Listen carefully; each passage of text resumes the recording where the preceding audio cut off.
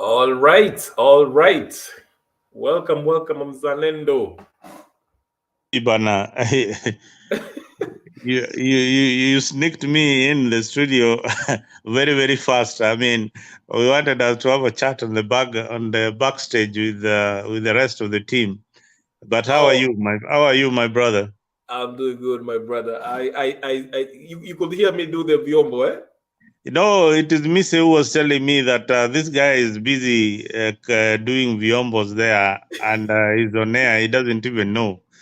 Then you've already even ended the show and you're busy there. We can hear everybody's hearing the conversation you are having. Oh, Mm. shit, shoot. Okay.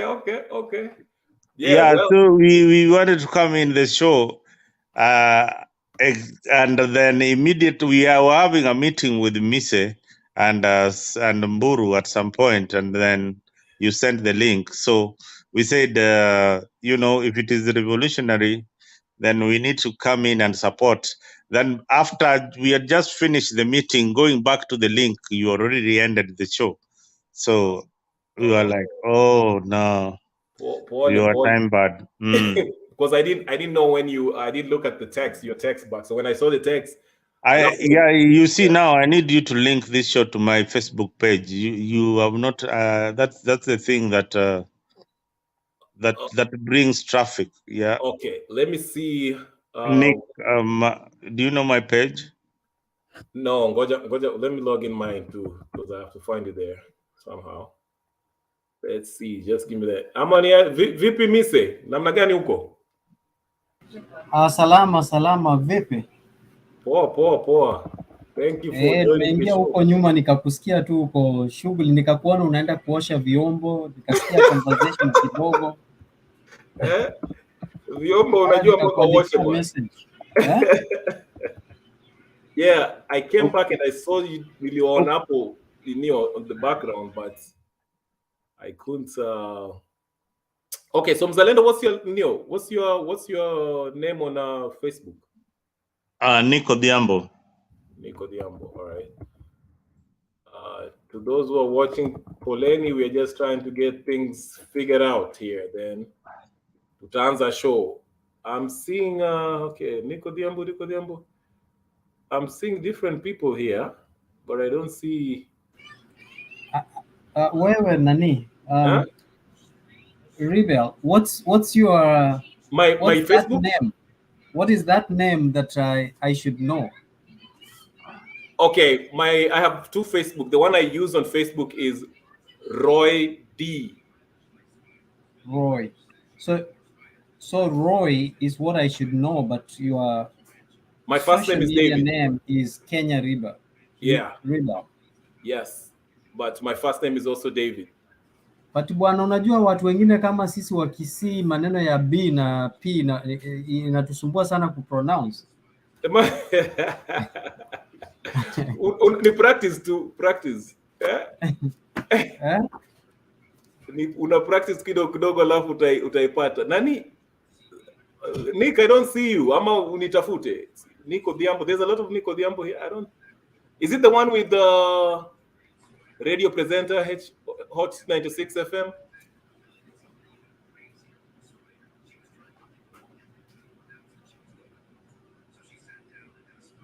Nick freeze. He's probably using his phone to do the same things. Oh, okay. Because I'm trying to find him here on Facebook, but I can't see it. So you guys were talking to Mburu? Yeah. Where is he? I haven't seen him for a while. He needs to join. He's gonna join the show. He's gonna come. We agreed that we are coming to support you. Oh, I appreciate that. Okay, yeah, we agreed that he's going to join. I added you. I sent you my link to my page. Oh, on the messenger. Yeah. Okay, let me. I'm calling Mburu to join, huh? Yeah, tell Mburu to join. Okay, let me see here. I'm trying to find Mzalendo. You know, hii teknolojia teklasi. Some of us tuko slow kidogo. Where is the okay? Ama, because anyway, you just send me on the messenger, your Facebook messenger, Nick. Nick, you are on mute. I normally say nimetumia male tuna chatigi on your text message as a message on your phone. Oh, okay. Okay, I see. That's easier. Thanks. Let me see. Okay. Naingia tu hapo saizi. Alafu na kutumia link. Okay, now I see you. All right. So you just want me to post it on your on your timeline? You know, but I think it's too late now because you'd have if you but you can post it still on my timeline. But if you are starting the broadcast, you'd have linked the broadcast to my page so that when we start the broadcast, it's everybody that we want to join, who would like to join Kina Ken, will always be on my page. Okay. Do you? I think you have to approve it too. Next time when I try to do it, maybe nitaku text first, then that way, because I think you have to approve it on your side when you do that. Okay, I'm posting it right now. Okay, let me see.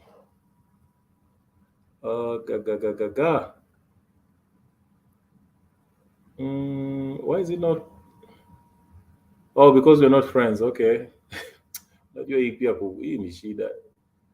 Very. Okay. I'm almost done, guys. Sorry, poleni. Why is it not letting me post on your timeline?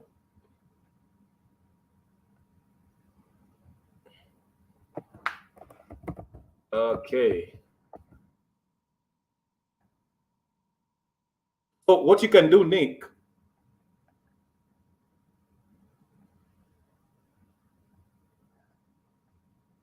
unanisikia?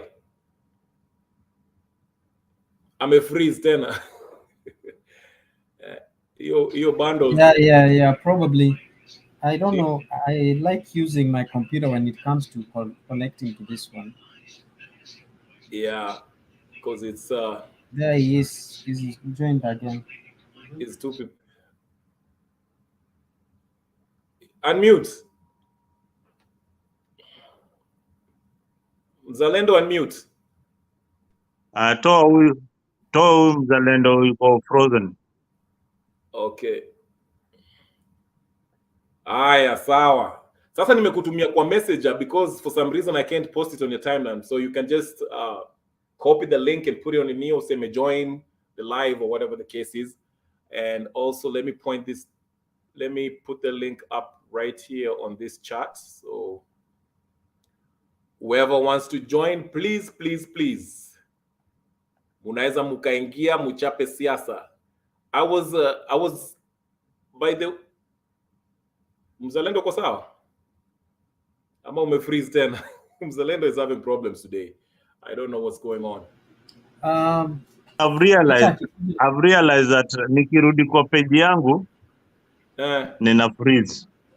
You know, Mzalendo, I'm trying to check what's happening on my page. Hauna computer Mzalendo? Go to your studio. Toka kwa coach. Don't be a coach boss.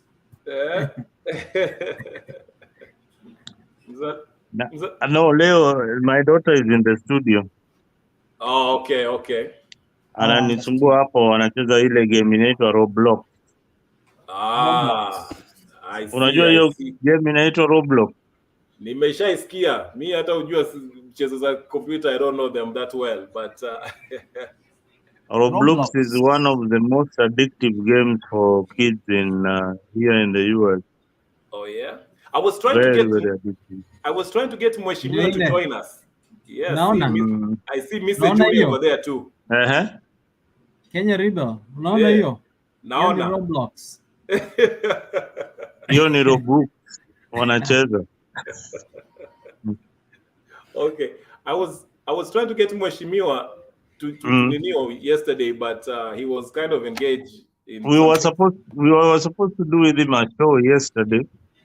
And on Saturday also. Yeah, but but I also got engaged. yeah, Hiyo ndio ikakuwa shida. I had a very serious guest peer who was supposed to be with me yesterday. I'm still working on it, but very, very, very exclusive. But he's busy, so I'm trying to make it work. Well, hopefully, maybe this week we shall find something. But uh, anyway, where do we start? Mise, I don't know your political leanings. I don't know if you're. That's not. It's not. It shouldn't matter. But I just wanted to ask you guys, what do you think? What's your opinion on the expulsion of Jalas, Elisha, Odienda, and the rest from the ODM? Do you think it is justified? Kukutana na Baba bila kukutana na Ruto before asking Baba. Are we live? We are live and direct.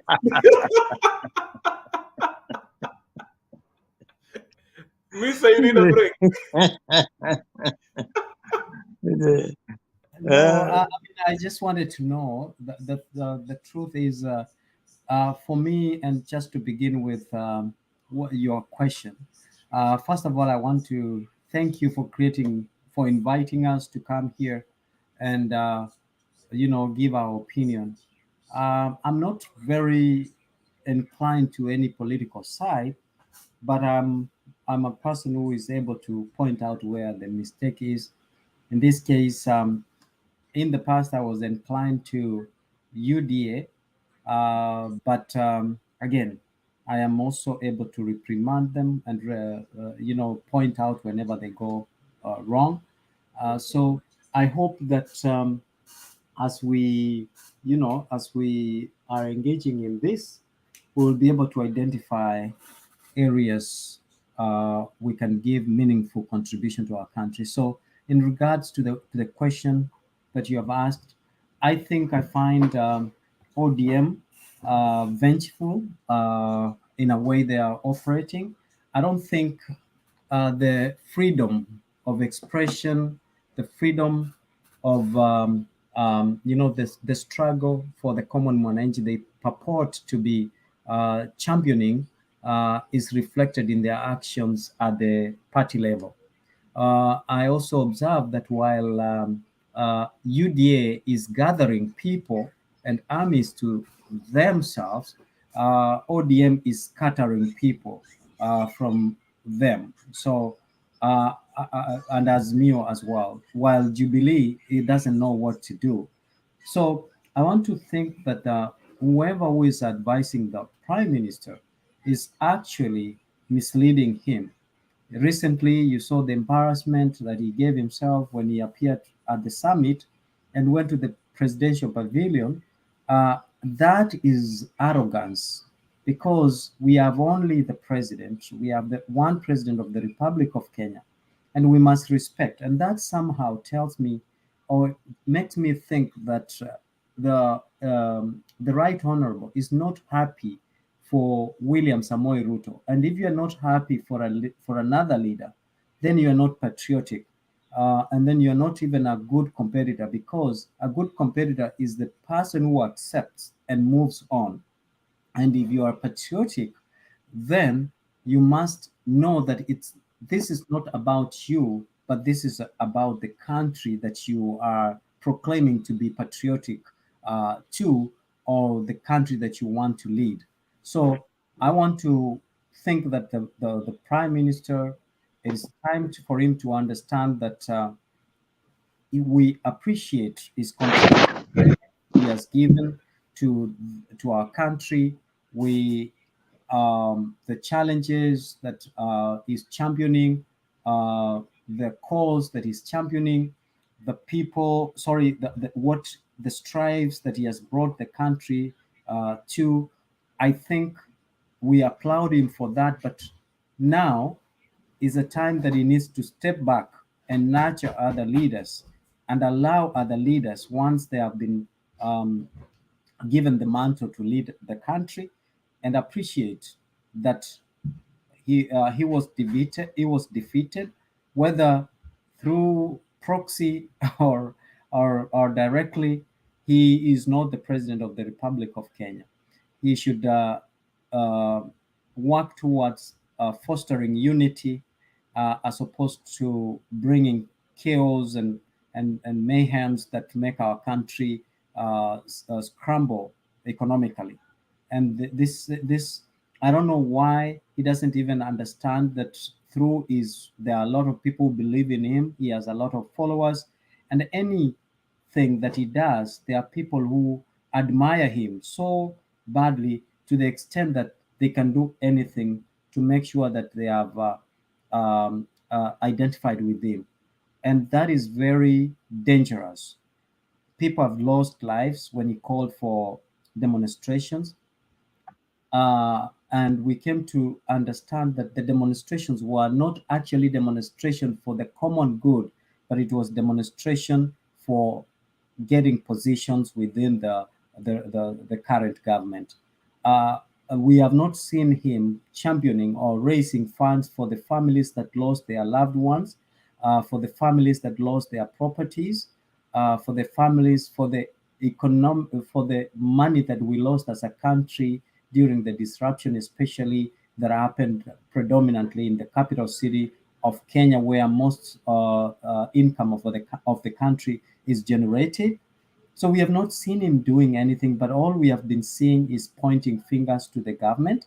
And that means he has been digressing the government from focusing on its agenda. And it's about time that he needs to step back and say, you know what, my brother, you defeated me, whether it was whether the right way or the wrong way, but he needs to say like what Saitot says, that there comes a time when the country is greater than an individual, and that time is now. And we hope that the Prime Minister will embrace that and let the President, spearhead the agenda and the manifesto forward for our country to prosper. Thank you. Thank you, Mise. I see Jeffrey Mburu. Let me say hi to Jeffrey Mburu there. Asante kwa karibu sana. I was about to ask Mzalendo the same question before I get to Jeffrey. Mzalendo, if your internet is still working. Oh, shoot. Oh my goodness. Mzalendo, join again. I accidentally took you out. Let me see. There you go. All right. Hi, Technologia. Mzalendo, are you with me? I can't even see you. You can't? I can't. Can you see me? All right. Now Yes. I can see you.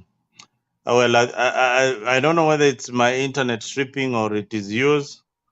But yeah, I made a mistake and removed you accidentally. I was trying to unmute you. But as Mr. said, the question was, what do you think about the expulsion of these MPs? Wakina Jalas, I believe, has said that he will not leave until 2027.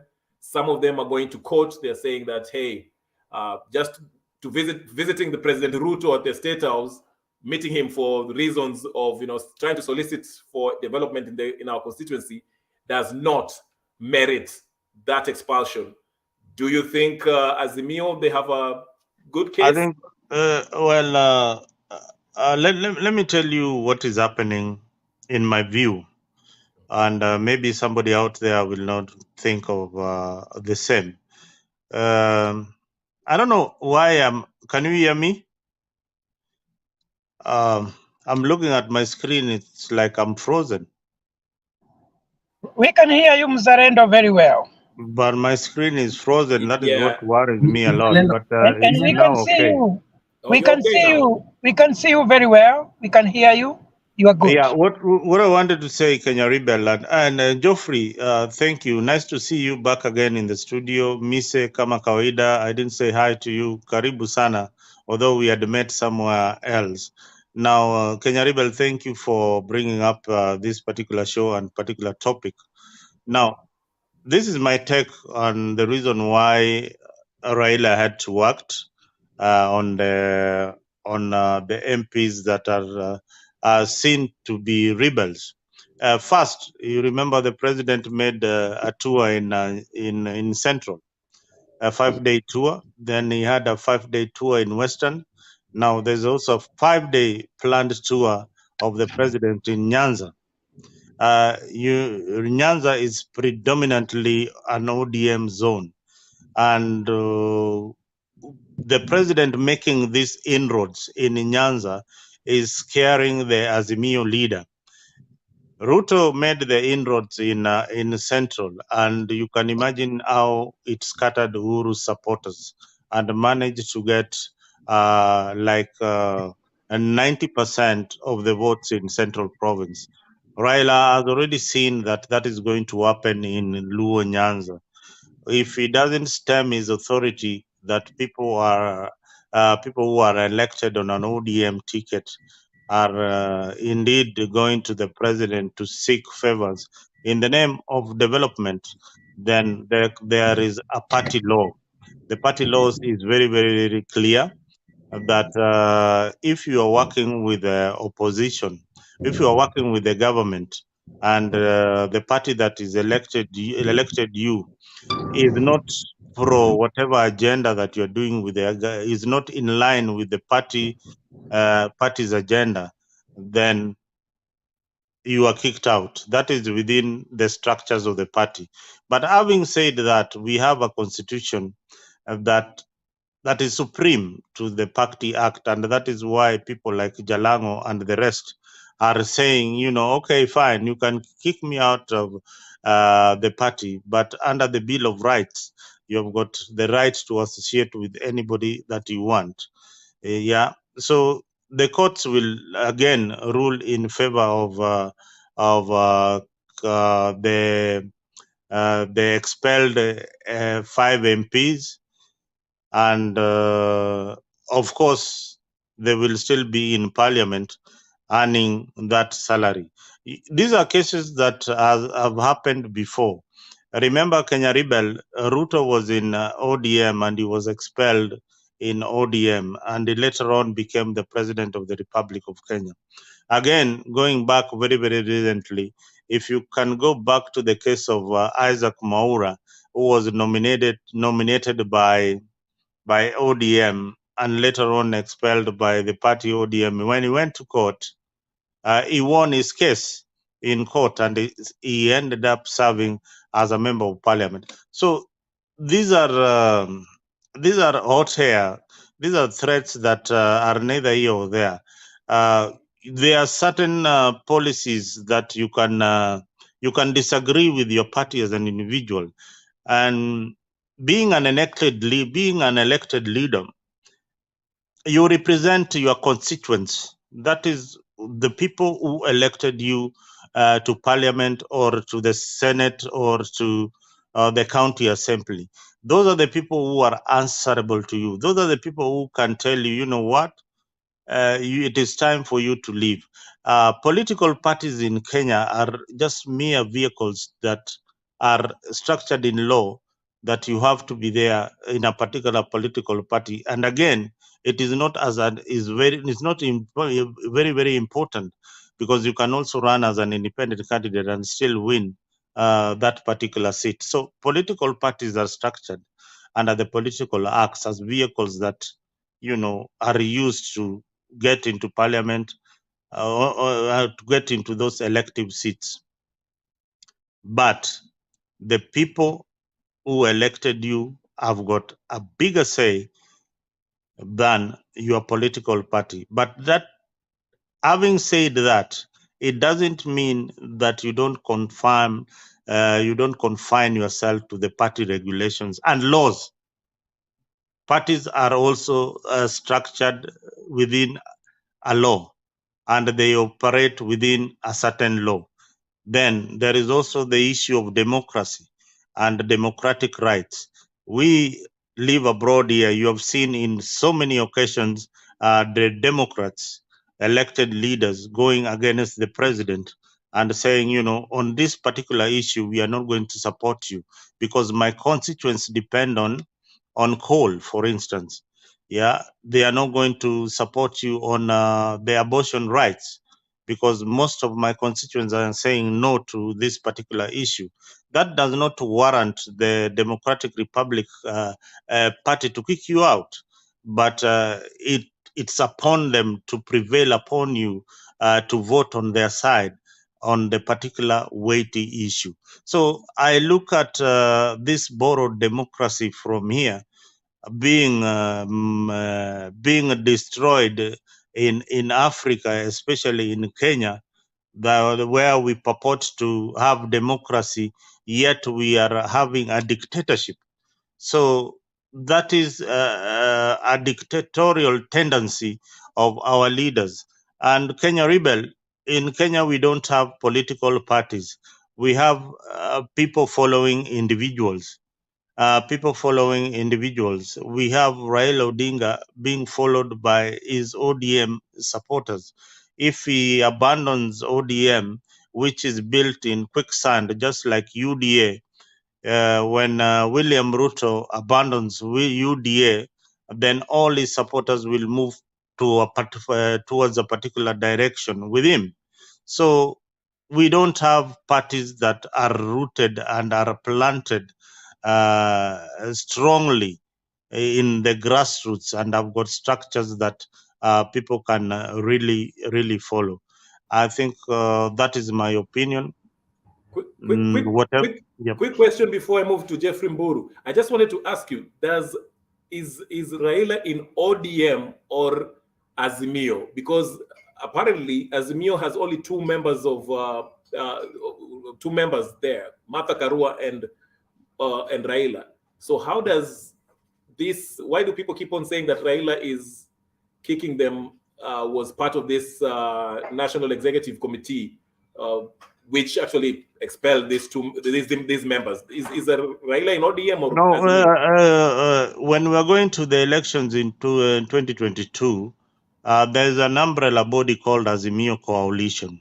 This is a coalition of so many political parties, and ODM, Raila's political party, is the largest in that coalition. And we also have Kalonzo coming in with the Wiper Democratic Movement. Is also within that party. Then there is NAC for Ngilu, and so many other small parties that form the Azimio Coalition.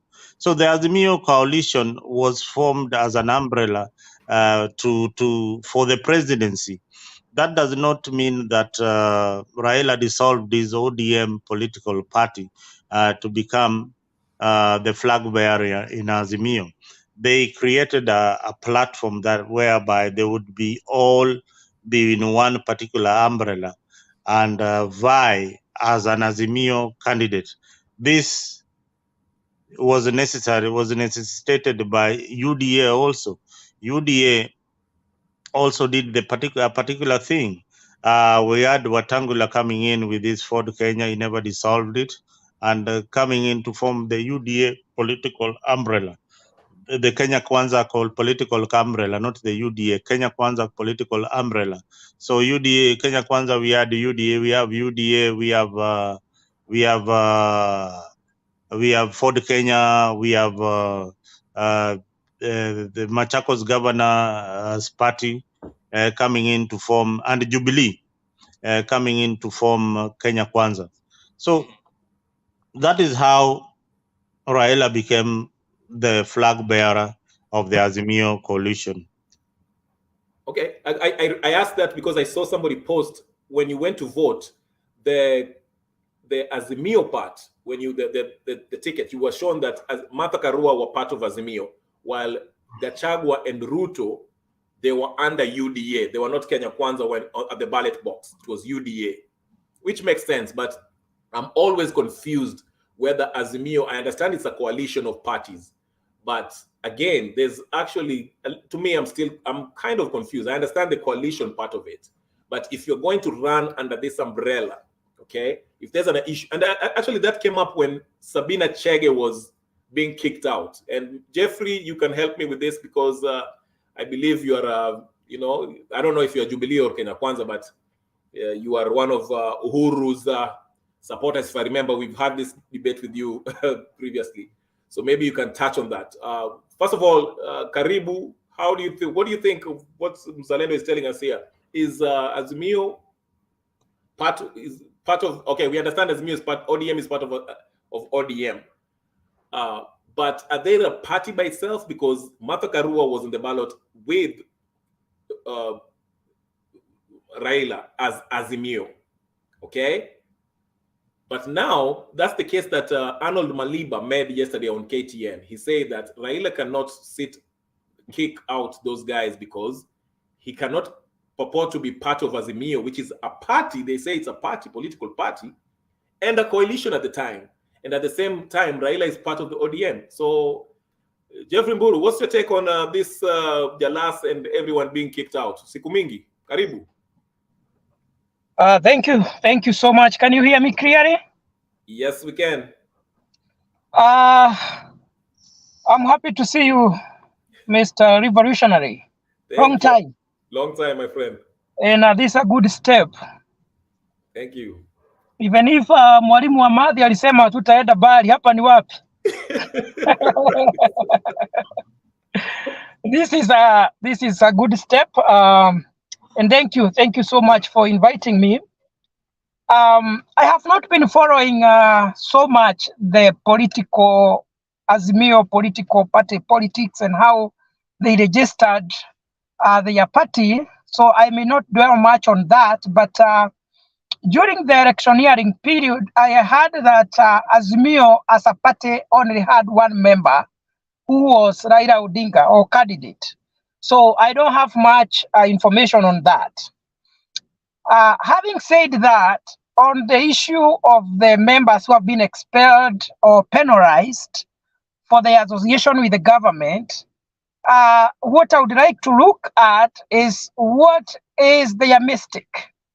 Why are they being reprimanded?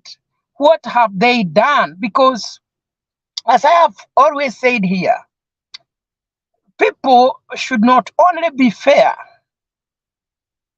but they should be seen to be fair. And this is the Messi's language of the learned brothers. So we say, don't just be fair.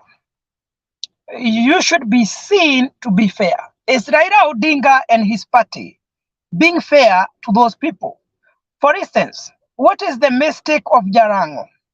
Jarango has said, I am in ODM, but where necessary, I will cooperate with the president to offer services to my electorate. What is wrong with that? What I would like Kenyans to know is that once somebody has been elected as the president, he ceases from being a president of his party or his tribe.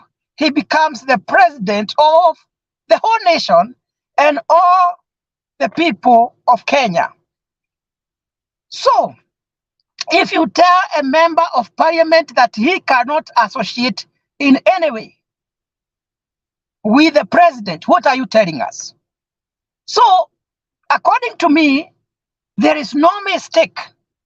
And if that case is taken to the court of law, I don't see the basis under which that that judgment of the party can stand, because there is no mistake. Because it does not mean that because you don't belong in the same party with another member of parliament or with another politician, you cannot associate with that person. That is not what the Constitution says. And no wonder, this is a president we are talking about. We have seen somebody like this member of parliament called Gathoni wa Mushomba. When the UDA party and the government was fighting so hard to see that the finance bill passes, Gathoni wa Mushomba went to her backyard and she started decampaigning the bill and telling people not to accept the bill.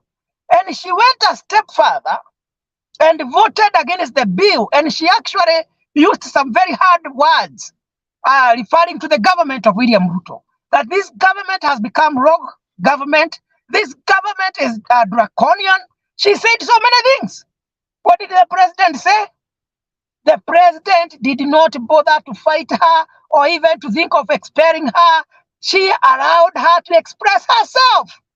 And that is the democracy we want to see in our country. Which one is a greater mistake?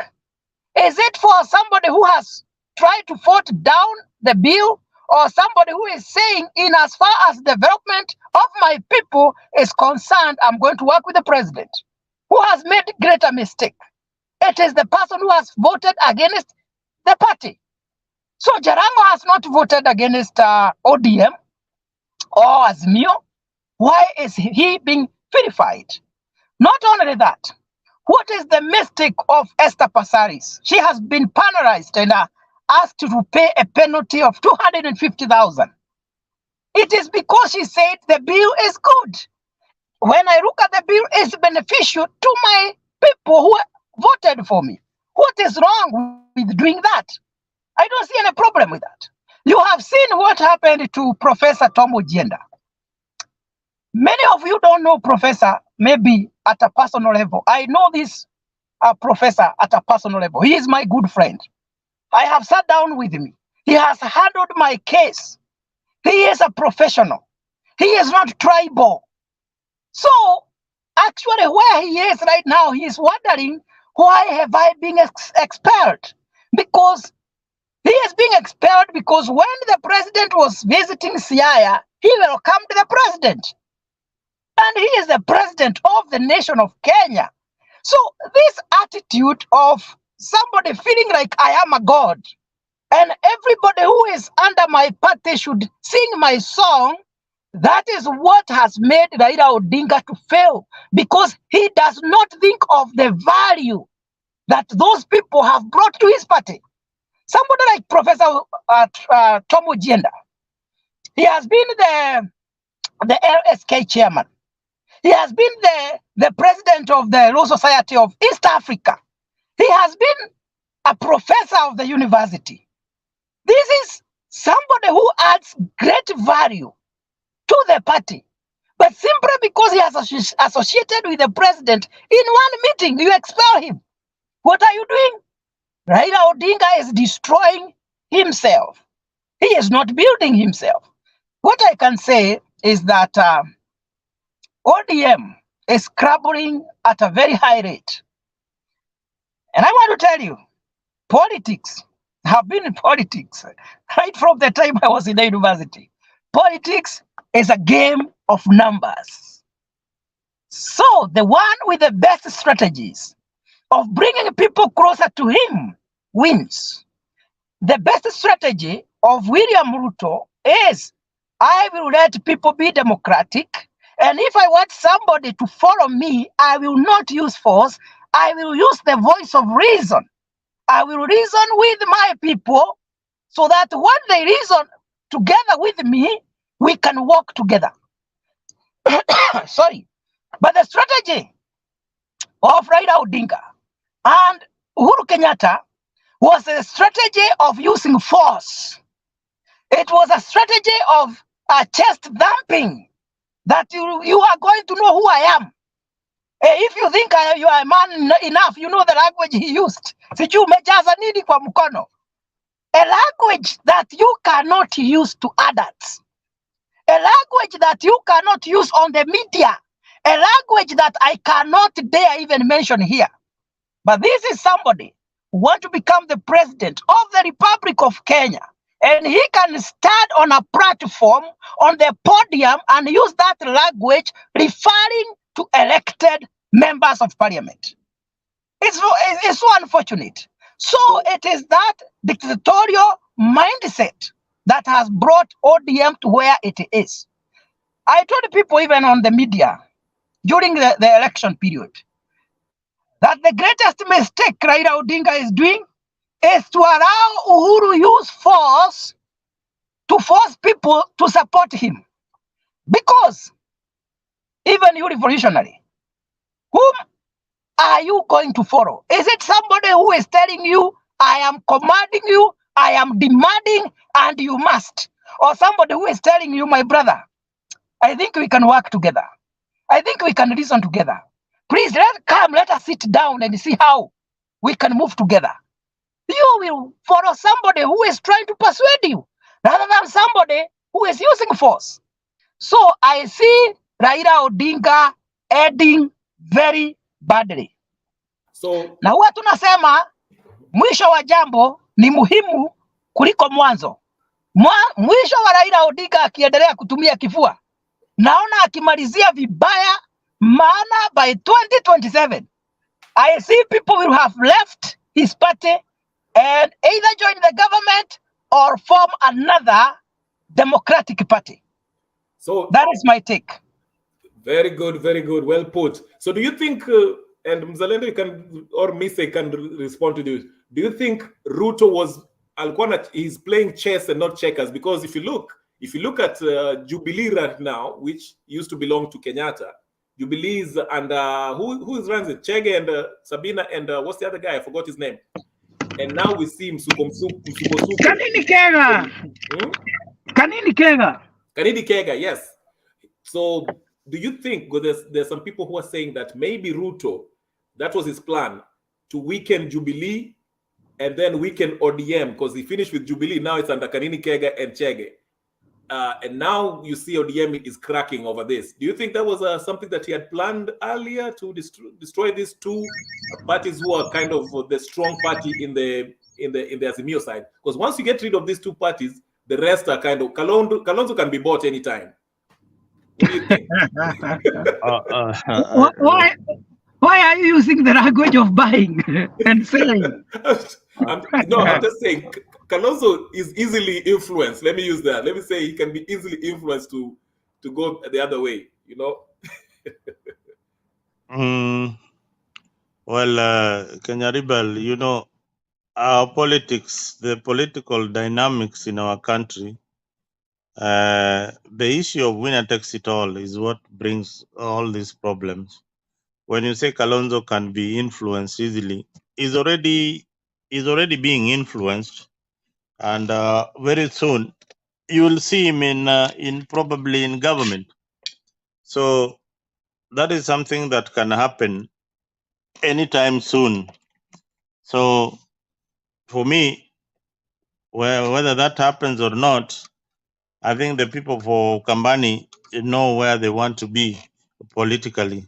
If they want to follow one Kalonzo Musyoka and William Ruto, they will definitely follow them. Because recently, Gachagua told us that Kalonzo was in State House, and he was saying that he stops coming there in the night. He should be coming mchana watu wakimuona. Yeah. So these are some of the statements that when you hear political leaders who are very senior, like Gachagua was saying, it means that they are doing something.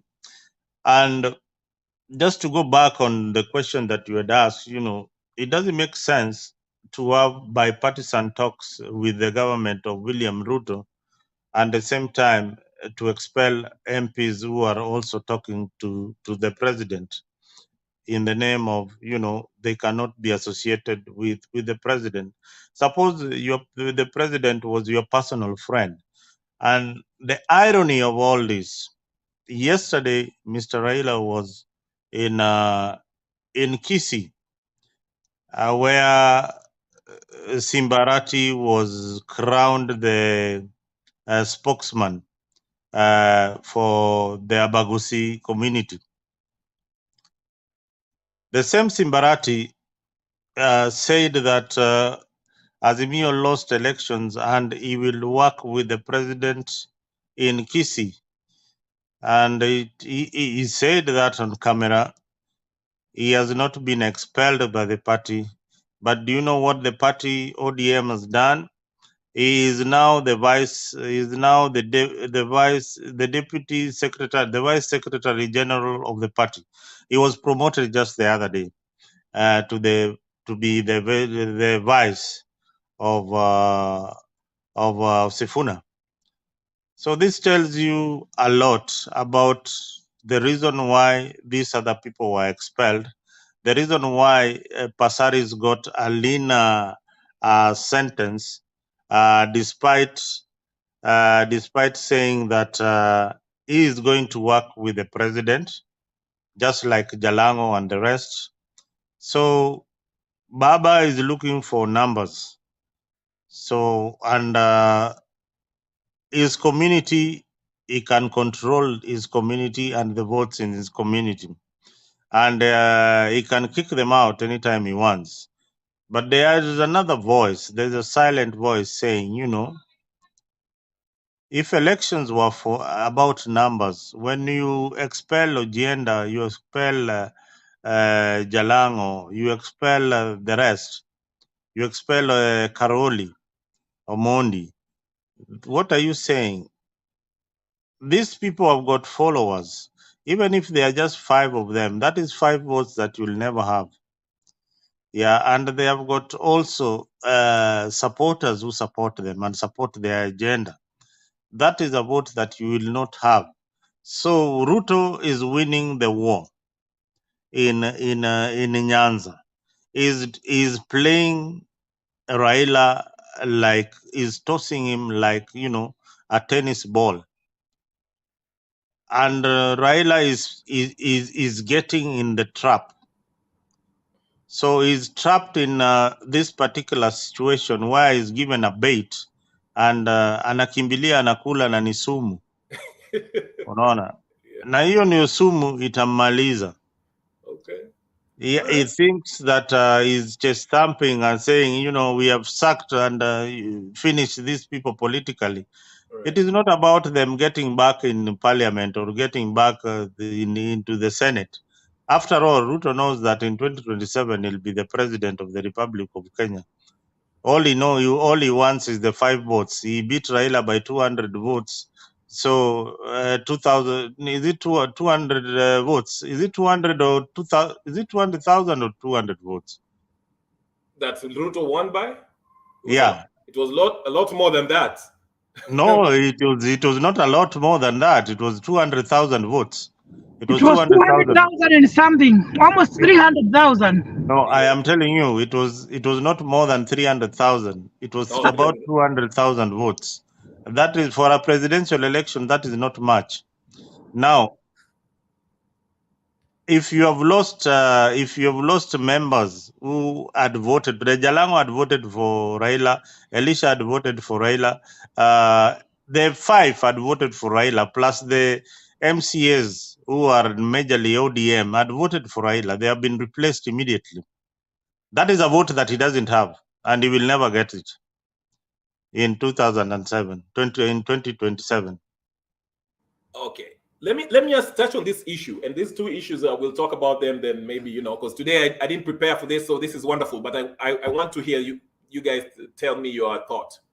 Now, it seems that this coalition, Azimio and Kenya Kwanza, on the agenda, they are going to agree, and what they have proposed that they are going to talk about will almost result to us changing the constitution, because they're talking about, I had Sifuna on Spice FM says that, as long as there's as long as Kenya Kwanza agree to what they have on their agenda, he doesn't have a problem with the formation of the official position of the opposition, and also the prime cabinet secretary position, which is unconstitutional as it is right now. So if these guys decide that and they're like, okay, let's create this position, that's what we agree on, are you in support of that? Because that's what they're fighting for. And I also had Patrice Lumumba also talking about maybe we need to change this constitution. In my humble opinion, I think the constitution is just fine. We just need to implement it. But here we are going to create this. Most likely, we're going to have a referendum soon. And also, last issue that I would like to hear you guys say, and we touched on it last time. Do you think there might be, if Ruto does not perform, there might be a revolution that's happening in the West come to the East? Will Ruto should Ruto be worried about that? Because the finance bill now will take effect, and watu wameanza kulia saa hizi. There's an MP that wants to pass a bill that inapatia watu unemployment money kama ile ya ninio, and also the diaspora people should be paying money to support our brothers in Qatar. These are things that will take money out of the people who wanapata check. What do you think about those 2 issues? Are you okay with changing the constitution now? And do you think if things go left, will Ruto face the possibility of a coup d'etat? Mise, are you still doing something over there, or should we go start with Zalendo then Jeffrey?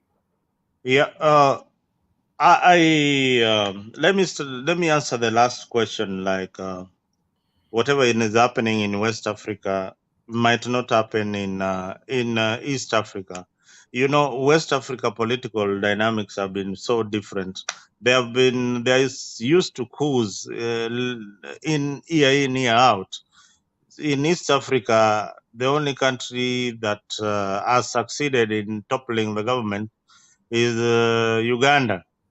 So we might not have this kind of situation in East Africa, especially in Kenya, where the soldiers who are being paid for nothing and don't go for any war. Yeah, they're just seated in the barracks there, and each and every year we are recruiting soldiers. You wonder where do they retire or what really happens to them.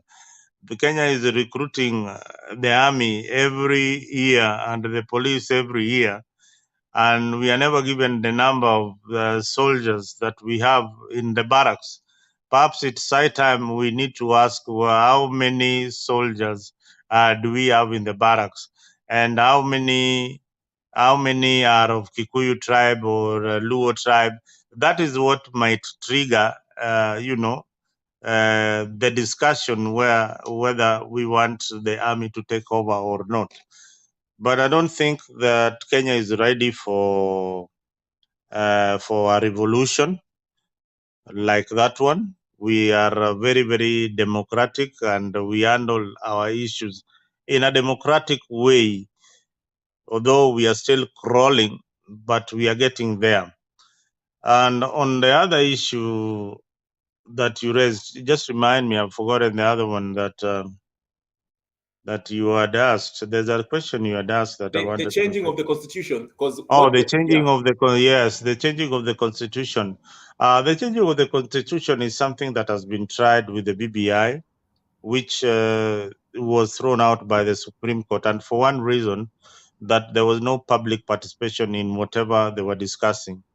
The same as whatever is happening in the bipartisan talks. If a Kenyan goes to court tomorrow, this is something that cannot be implemented in parliament unless it is a talk that is happening on the grassroots.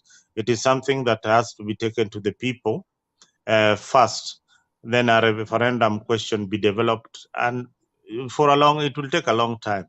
But who are going to be the beneficiaries? So the why Kenya Kwanza must why Kenya Kwanza will agree to this particular proposal is, one, they know Azimio leader Raila Odinga is not going to be there for a very long time by age, by age, and again by the way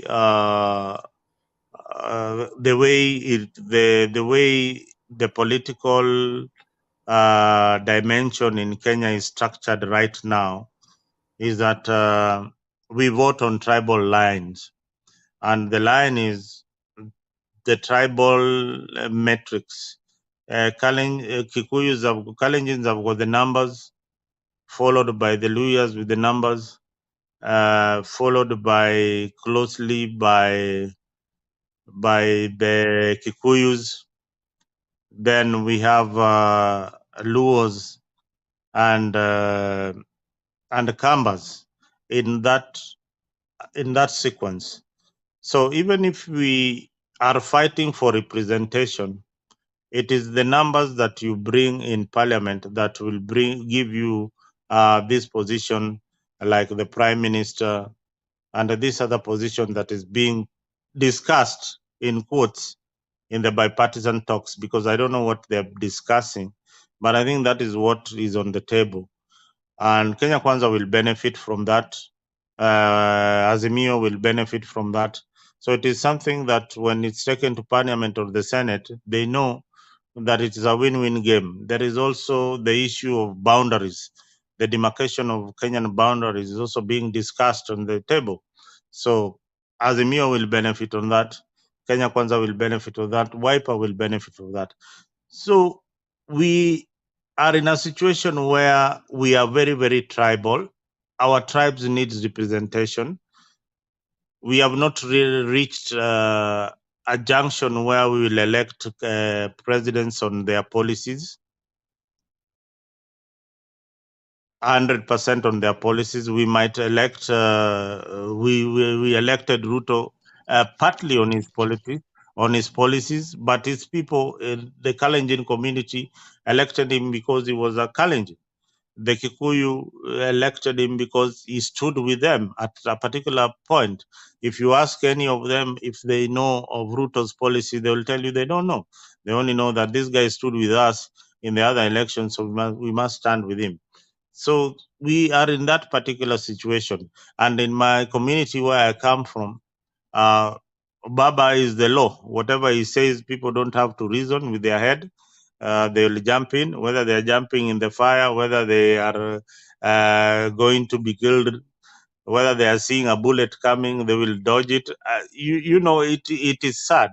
It is sad. If you had read about the Majimaji rebellion, where, you know, people thought that if they are smeared with some magic potion, the bullet will not kill them. They ended up dying in that particular revolution. So we are. I think our voting blocks is very, very ignorant. A very, very ignorant voting block. A very, very emotional voting block, driven by emotion other than, you know, by services that will be provided by these particular leaders. Thank you. Okay. Well, ladies and gentlemen, I just wanted to keep this an hour because it was trial and error. I didn't plan on this. You guys showed up. Yeah. So Yeah, thank you. Yeah, I think we've done almost an hour, and yes, it's time to wind up. it's time to wind up. But I really want to thank you guys. We need to build this. My aim is, you know, I see a lot of people. If you look at the other, I don't want to mention that pastor's name, but he's kind of you know, they have their Uh-huh. agenda there. So I felt that we should start something that kind of counters that, you know, not necessarily political, but we somewhere where we can have divergent views. So whether Yeah, yeah, I agree with you. I agree with you, Kanyaribel. It is something that people are looking for. People are looking for a platform where the 8 million people who didn't vote for Raila or William Ruto can share their views and see if we are going to have if you're going to have a country.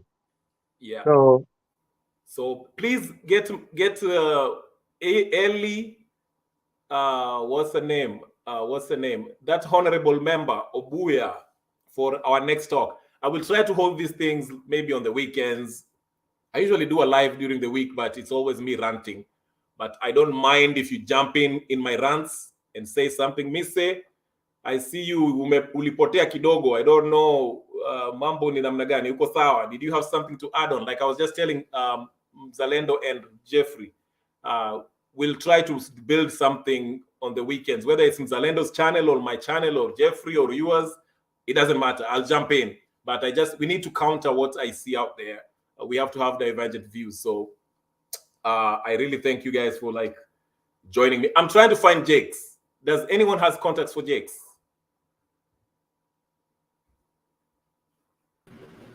No, no. But let me. There's something I forgot to mention here. Yes. You see, selective application of cracking the whip of the ODM. You see, when Gladys Wanga invited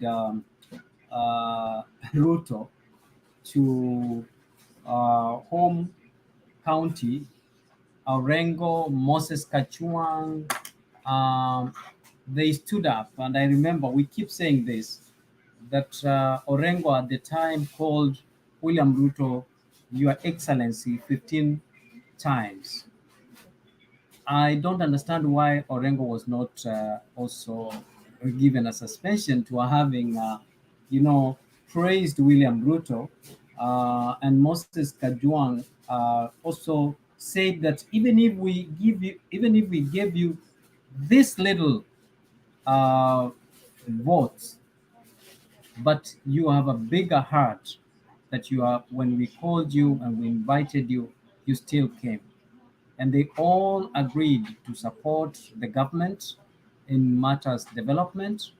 And I think they know very well. ODM has very good lawyers, surrounded with people who are well renowned in terms of in matters legal, and I don't understand how people like Mutua, uh, the 600 feet, turn left on what we call this guy Macau Mutua.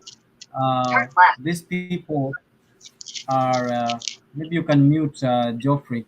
His GPS, it might mislead us to somewhere different direction. So I think this is a selective application of discipline and loyalty when it fits one Raila Amolo Odinga. There's been a lot of development that has been taken to Nyanza, and the president has warmed up to take that development there. And I want to agree with what Mzalendo said earlier, that these people know that there is a technicality under which those who have been disciplined are going to come out victorious, because the constitution at the end of the day is supreme than any other acts of the laws and bylaws and all that, even though it's anticipated to work in harmony with the constitution. But again, there is a technicality that at the end of the day uh, they will be vindicated. And you know what happens? They become stronger than they were. And even if they were to say we are resigning, like Jalango was alluding, even if they resign, I'm sure the William Ruto is going to be there in their support. The whole government machinery will campaign for them, and they will be re-elected, and it's going to be a shame to the party that actually whipped them. The other thing you mentioned about constitutional review or amendment, I think it's a good thing, shows progress, but also we must look back and say, what is it that the Constitution has not achieved? What is it that it has achieved? What is greater than the other? How much are we going to spend in the amendment? Is it worth it, or can we leave it the way it is? You see, Kenya, we have a tendency of spending money, coming with great ideas, but the implementation part of it, the execution is bad. So I hope that as we plan and as we warm up to this discussion of a constitution amendment, we also need to understand that it costs a taxpayer's money. And that's the money that we need to pump into other projects. And when we are stable, when we have money, then we can think about setting aside and expend money to conduct that kind of exercise of constitutional amendment. So I don't think the constitution as it is bad. I think the willingness, our leaders don't have the will to implement the constitution. Otherwise, if it's implemented as it is, we would have achieved tremendous results.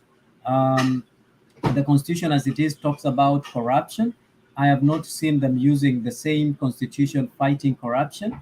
The constitution as it is talks about integrity. I've not seen them using that clause to fight people who are going against integrity in the very bedroom of William Samoei Ruto and Raila Amolo Odinga, up to including the two protagonists. So I hope that they should be objective in thinking and looking at the cost, or what it was going to cost us to get into what they are appealing. When Patrice Lumumba was appointed as the head of the EACC, you know, is the Ethics and Anti-Corruption Commission protected and in the Constitution in any way, grounded in the Constitution? What did he do? What challenges did he meet as the head of that institution? Why didn't he achieve the results that he wants us now to relook through constitution amendment? Those are some of the challenges that we need to look at. When William Ruto said the other day, "Mambo ni matatu," people started criticizing him. People started ridiculing him. People started calling him a killer. But we want such radical decisions now, so that we can start fighting the cartels. And we want someone who is going to say mambo ni matatu na tuone hiyo mambo matatu ikifanyika. Yeah, that's what I wanted to add, and I hope that all Kenyans will start, and I also want to encourage the president to have performance appraisals up to including the civil servants, ukula chini, whereby we can evaluate. People should get promotions not because of who they know, but through their appraisals and their performance and their efforts they have made towards learning, taking courses, so that they can deliver, so that we can have quality service delivery. Thank you. How would you, Jeff Mburu? I know you supported this Yes. president. Yes, sir. How would you rate this president? It's been 1 year now. How would you rate him from a scale 1 to 10? How is his performance as far as service delivery, corruption, and all that? I would say his performance is excellent, because there are so many things that the president has achieved. And considering the environment under which he has been operating, I can tell you for sure this is a man in a mission to transform our nation, Kenya. That amidst all the chaos, all the violence, there are tangible things that he has been in a position to do. And not only that, so many people believed that because William Ruto had not traveled much outside the country, he was not known as compared to Raila Odinga. Raila Odinga carries the name of the father together with Uhuru Kenyatta. They felt like William Ruto will not be accepted internationally. But can I tell you something? William Ruto, I have come to conclude that this is a genius. That within this 1 year, he has made a name for himself globally, internationally, to such extent that everybody wants to be associated with him. I liked the way this president articulated the issue at Paris, the issue of climate change. And also how he is defending the nations of Africa and advocating for fair treatment, equal treatment with other nations. That the countries of Africa has been unfairly targeted to remain poor, to remain struggling, and no other president across the world for all these years has ever been in a position to notice where the problem is. That the countries of Africa has been borrowing loans, but they pay 5 times higher than developed countries. This is the only president who has been in a position to come out and tell the people, no, we shall not continue like this. We must come up with another fair financial institution or system that will not treat other people unfairly. This is a genius. And I can tell you, from independence until now, I can tell you, basing on my personal assessment, we have the most brilliant president and the best president of Kenya.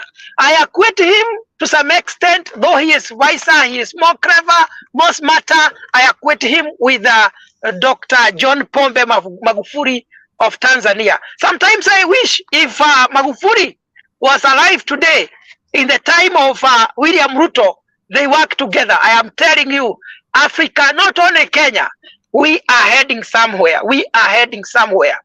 Let me just touch something revolutionary. That I don't know if it's just me. I'm struggling to hear what you do. Oh, you cannot hear me?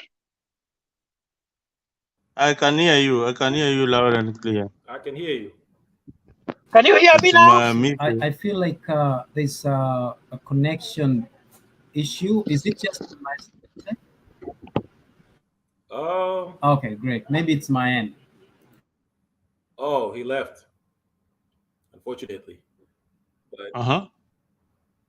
yes, Mr. Lendo, do you have something to say as we No, head as on we injury wind time? up, Hmm? I think Yes, uh yes. what is happening in our country and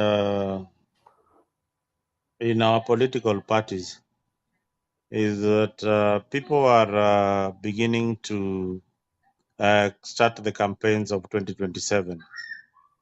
They've realized that William Ruto is running too fast, and they need to ignite their political base. That is why you are seeing Can, Raila in Kisii, Raila in you'll see a lot of Raila in Western. You'll see Raila in Mombasa trying to consolidate their political base. But there's a bigger war coming up here within Azimio, that who is going to be the flag bearer for Azimio. What you have not seen on the political uh, in the political stage are people like Karua and Kioni. You have not seen them lately joining Baba in the political stage. That is a big statement. I think the party was returned to Kioni and Kioni and the other MP Chege. Munya. The party was returned, and now they are in control of the Jubilee Party, away from the Sabina Chege and the rest. So mostly they are going to move out of the Azimio camp and join the rest in UDA. That is something that is coming very, very soon. I don't think by December the Kikuyu community that was in Azimio will be fully behind Gachagua. So that is another drama coming in for Azimio. We have also seen the likes of Joe not participating very much in Azimio functions. That is also another war that is coming in. So most of these political leaders are either warming up to Azimio, but we're not seeing any activity in the Azimio stables. We don't see leaders warming up going to the Azimio side. We are seeing leaders warming up going to the Kenya Kwanza coalition.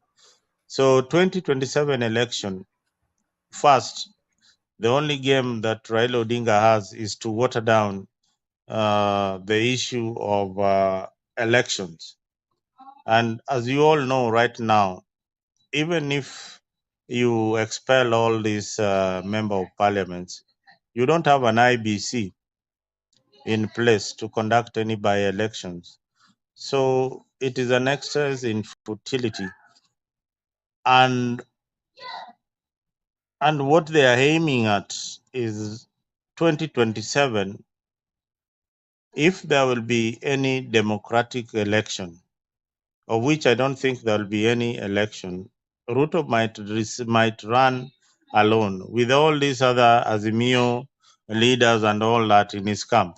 So what happens if we have the deputy prime minister in government? We also have Kalonzo in government. We also have Raila in government. So Ruto will be running against two. You ask yourself these questions. I mean, if all these people want to be in government, then we are warming up for monarchy. Well, we have to have an IEBC commissioner first. So that's why they are talking about restructuring the IEBC and how to, do that. But Mburu, What yeah. my fear is that the only elective post that will have an election is the governors, the MPs, the senators, the MCAs, women rep, and that will be it. The presidency, they will just say, Ruto will run alone to finish his term as we organize the country. That is what we are.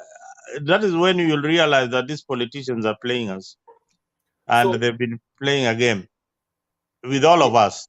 With all of us. So so whether you are realistically, maybe 2027 we might have that presidential election, and also we might have that uh, uh, referendum, because referendum will take time. Even if they bring this thing, the position of whatever cabinet, for them to bring it to parliament and try to convince the people at mashinani and make it happen, they might as well just bring it up on 2027. no, Don't you think? in each and every election cycle there must be an issue. What Right. triggers people to an election or to the ballot is the issue of the moment. So you must create, in Kiswahili is called msisimko wa Mhm. kisiasa. You must create that enthusiasm that we are going to vote. You see, like here, the Trump supporters are really looking up to the ballot in order to vote. Like I know you're one of them. You're really looking up to go to the ballot and vote against Biden because you feel that there is something that you need to do. You need to take action against this government of Biden so that Trump is let scot free. At the end of the day, Trump will pardon himself and his followers who have been taken to jail by the Biden administration. So that enthusiasm among the voters is what you need to create. Is what you need to trigger an emotion. So the emotion that is going to be triggered first is that we are in a referendum, and the question is, we need a prime minister's position. We need the cabinet. I don't know, the deputy prime minister's position in government. And before we realize, Kalonzo is in government, Raila is in government, Ruto is the president, everybody else is in government.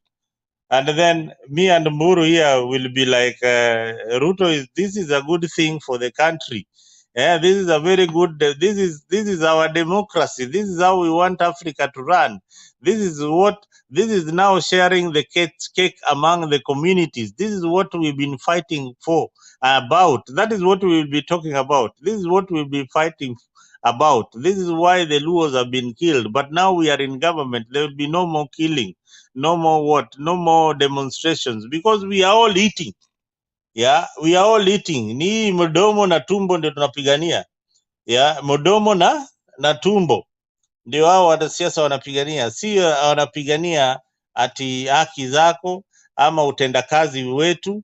Yeah, none of them goes back to the counties to see why Mandago was stealing the money from the locals.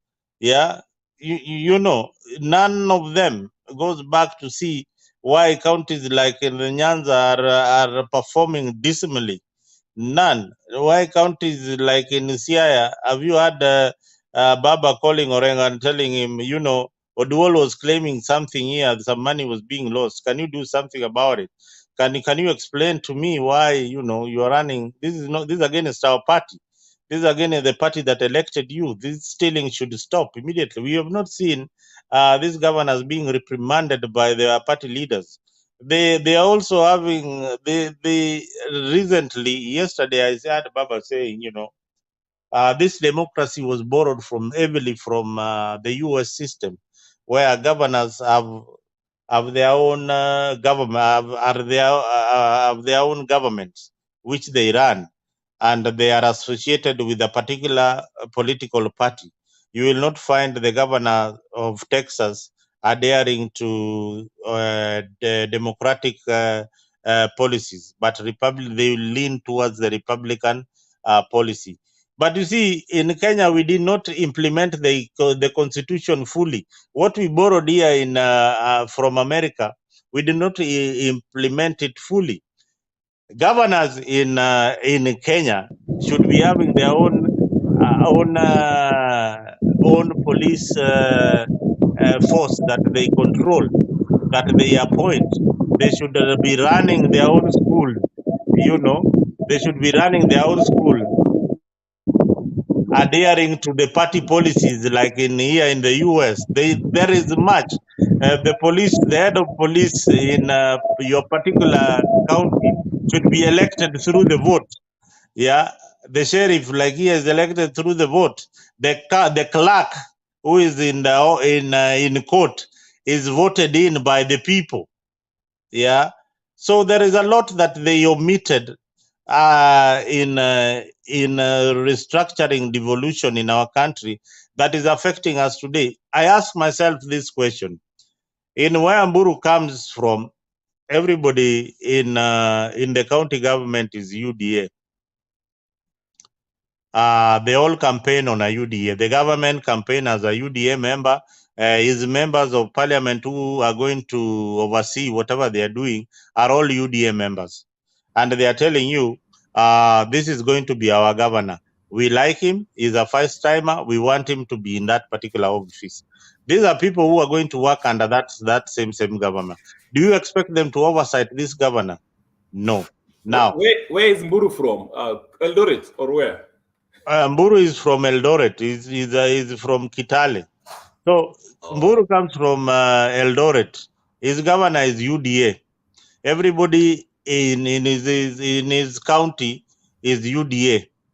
Yeah. Mise, where he comes from, Kisi, his governor is ODM. Everybody else is in ODM. There are no checks and balances. There's nothing like, opposition there. This is our stronghold. We want it to remain ours. That is what Baba is saying in short. We want this to remain our stronghold. We don't want any checks and balances. We don't want anybody coming in. This is a country that we will control. These are our resources. Yeah. Mm-hmm. To be fair, Kenya could not borrow everything from US because they are different fundamentally. America is what we call a constitutional republic. Kenya is a constitutional democracy. There's a slight difference. They're similar but slight difference. But Mburu, you wanted to finish your thoughts. I forgot you wanted to say something. I don't know if you're still there. I see you're in a car somewhere. Mburu is working. Oh, is at work? Maybe with the clients or something. I think we should wind up, my brother. Okay. Yes. Right. Here and I'm listening to you. Let's give our last submission, then we wind up because it's been 1 hour 23 minutes. So let's give our last submission. And again, I can't thank you guys enough. I always come make lives almost every day. So if you see me on your live venue, if you haven't subscribed to me, please subscribe. I'm always live. If you want to join in, join in. But let's give our last submission, then we wrap it up. I'll start with you, Mise.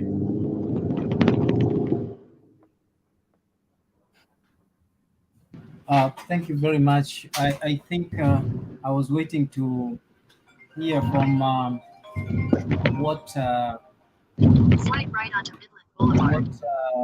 my seniors like Mburu would say before I speak. But I think I'm just calling for political honesty in our country from our leaders and patriotism. Just like these countries that we are using, countries like America, they put America first. They put their countries first. That is why they succeed, and that's why they go and look for resources for their people.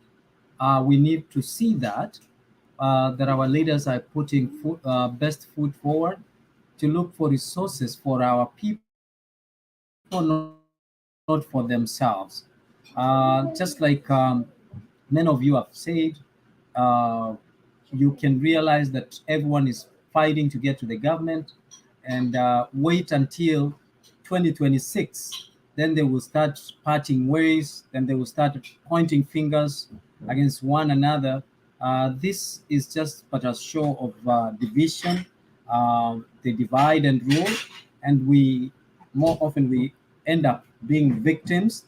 And we also join to their song. It's just like the other day when we saw our member of parliaments and senators and MCAs going to the streets wakibeba sufuria kwa kichwa wakisema kwamba the cost of living imeenda juu.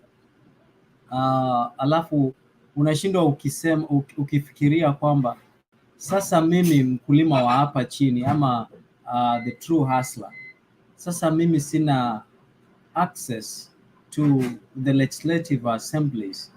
You have access to and privilege to do two things: oversight and representation in the right places, in parliament, in county assembly, and the Senate.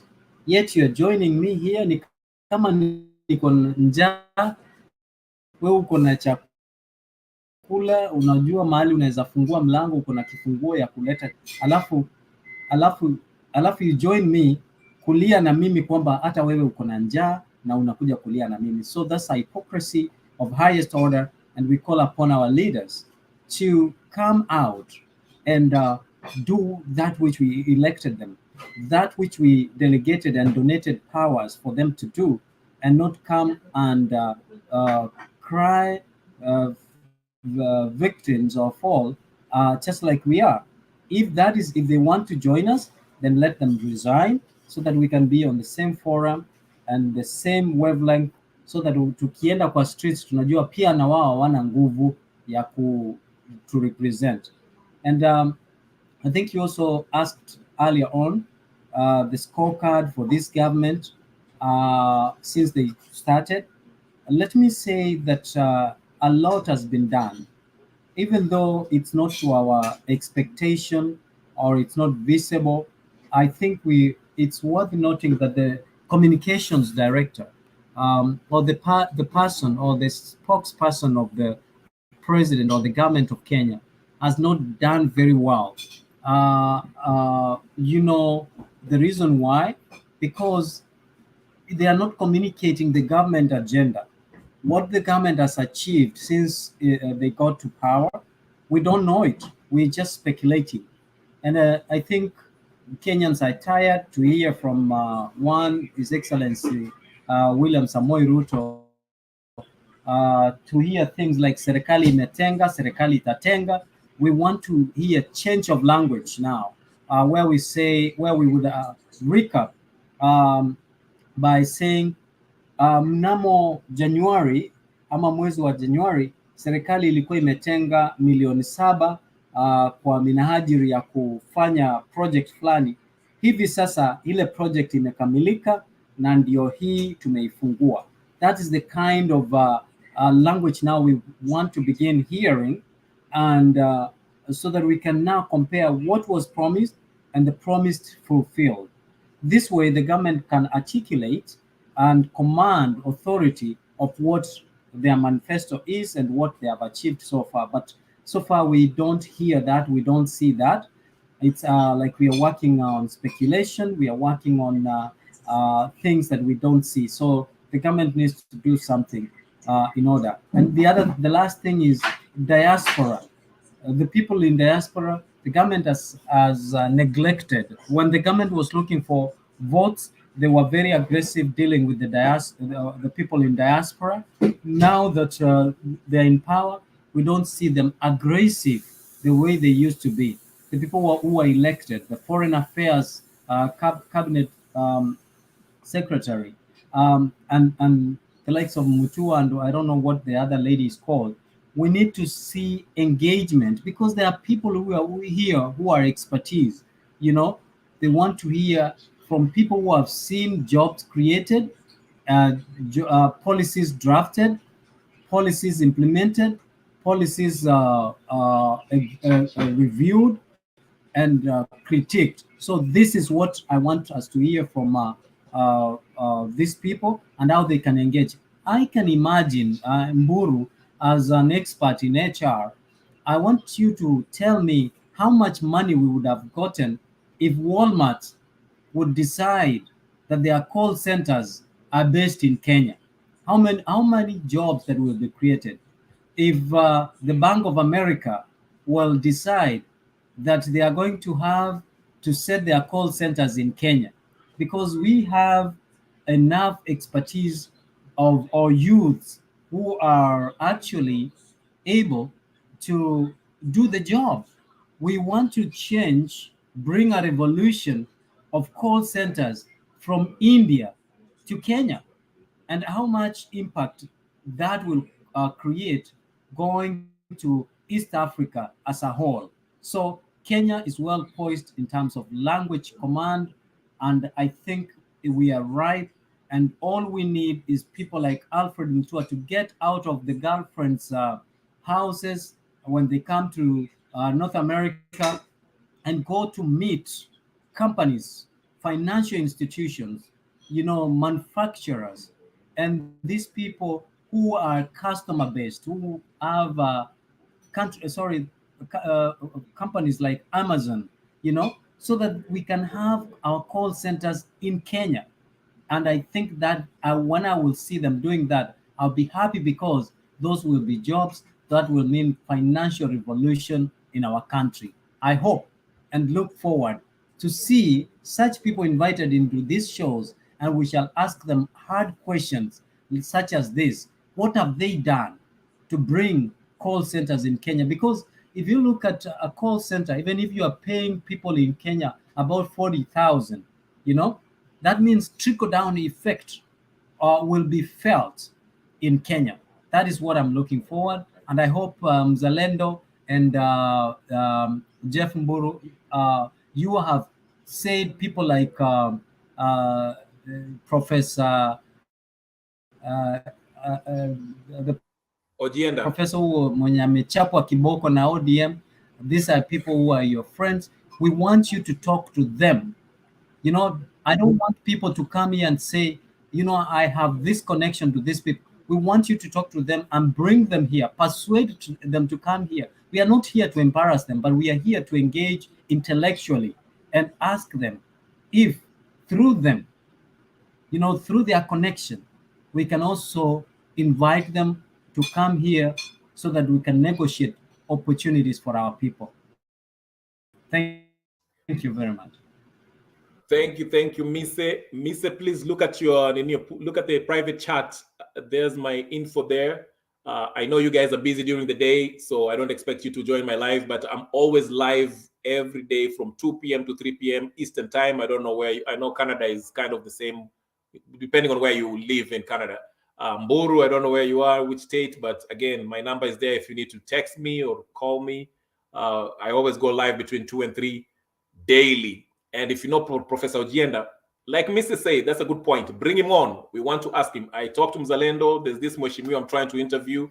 He can also join us in this discussion. Here we shall have, like Mr. said, intellectual discussion about these issues that we're facing.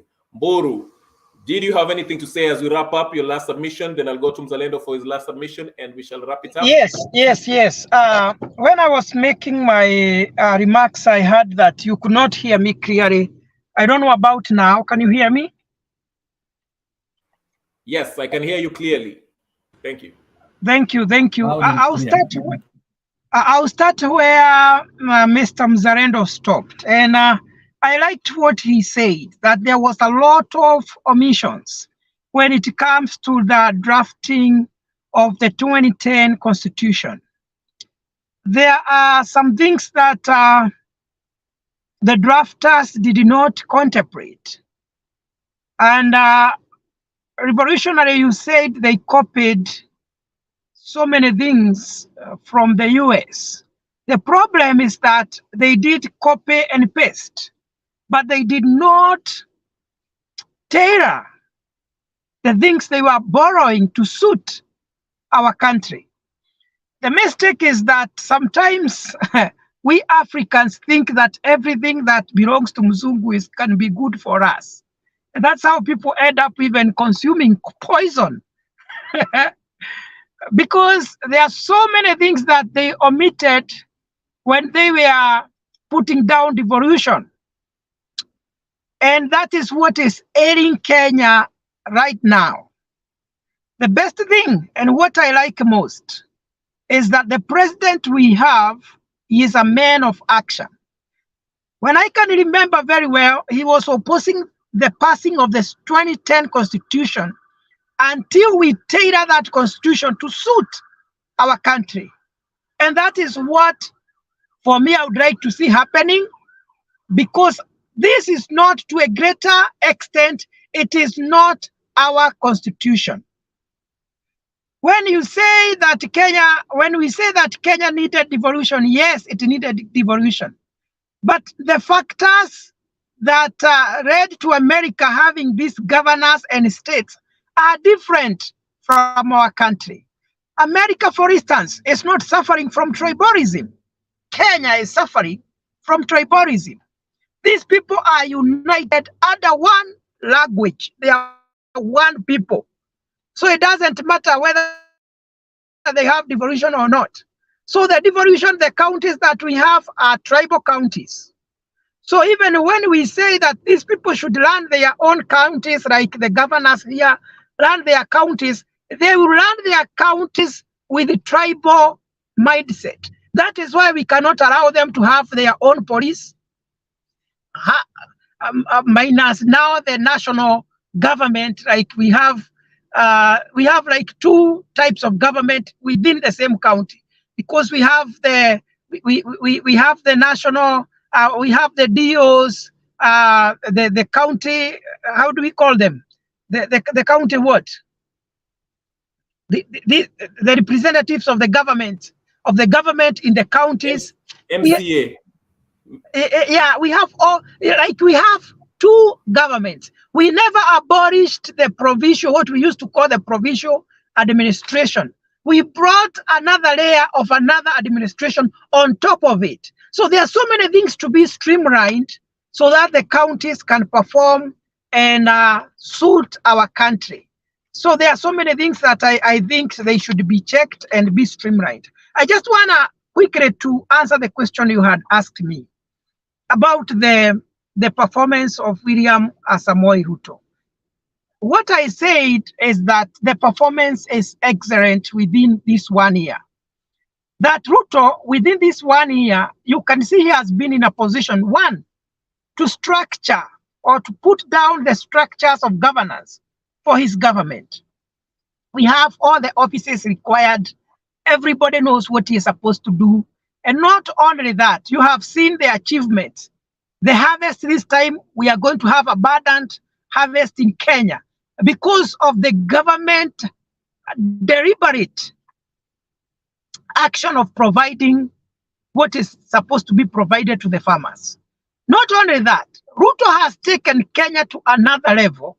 That today Kenya, I saw another show, Mr. Revolutionary, whereby people were being asked which is the capital here in America. They were being asked which is the capital of Africa, and everybody was saying Kenya. Why? We have made, through our president, through our able president, we have made Kenya to be on top of all the nations of Africa. The way this man is able to articulate issues, for sure, we don't have many people with that kind of brain. The guy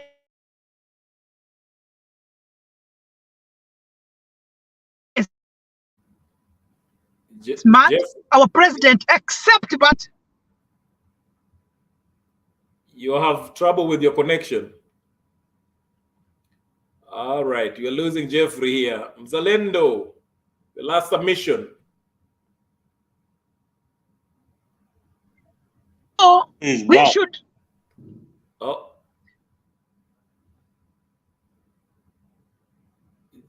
Jeffrey, sorry, your connection is letting you down. I'm still on the road. You. All right, Jeffrey, we'll offer me your information there in the private chat while you work on your internet. I'll let Mzalendo wrap it up. I know. Continue tomorrow or another day. Okay, thank you so much. Mzalendo, your last remarks.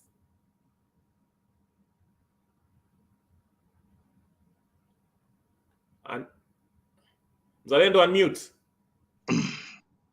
Oh, sorry. I'm muting you. Okay, go ahead. Can you hear me now? Yes, we can hear you. What Mburu, let me just speak it from where Mburu was trying to analyze the counties. You know, initially we used to have the old provincials and then the municipal council. The only thing that we needed was a governor to run the municipality in the counties. So you see a county like Kisii is very close to Nyamira. It has got members of parliament, it has got ministers, and the jurisdiction of Nyamira is not a very, very big place. And Kisii, these are places that should have been merged together to form one county. Yeah. So we have a lot of duplication. The agricultural activities that is going on in Nyamira are the same as the ones going on in Kisii. We have a minister for agriculture in Nyamira. We have a minister for agriculture in Kisii County, paid by the county government, of course, through our taxes. So some of the money we are wasting is a lot. There's a lot of wastage at the county.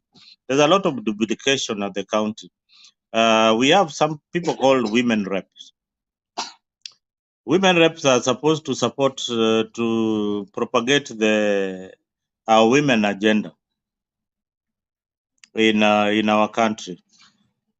I feel that's a waste of taxpayers' money, because if you have an elected women rep in your particular county, and then we have other elected leaders who are also doing the same, because you see a woman rep, apart from being in parliament and trying to formulate bills that will help the particular county that is elected from, we have the same MP trying to support the same bill that these people represent. They represent a constituency, and especially if they are elected from the same political party, they represent the same agenda.